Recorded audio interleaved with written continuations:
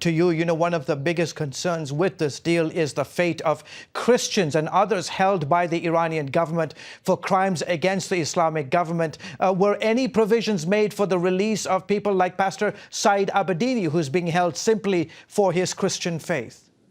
Well, we saw all of the concessions that have been made over the past, several months by the West.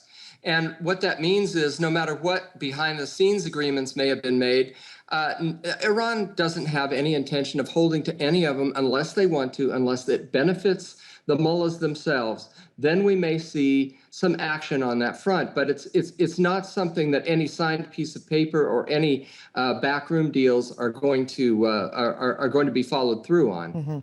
Gary, just a few minutes ago, John Kerry mentioned basically telling the Iranians that all these U.S. prisoners being held should be released. Are you concerned that these folks are going to continue languishing in these prison cells? Well, yes, and George, it isn't just them. It's also about 89 other Christians, Iranians, that are being held in prison there. They recently released Behnam Irani and allowed him to, house church pastor, to go back with his family. He has to go back to prison on July 19th. So what about these others? What about Saeed Abedini? We've heard nothing about him.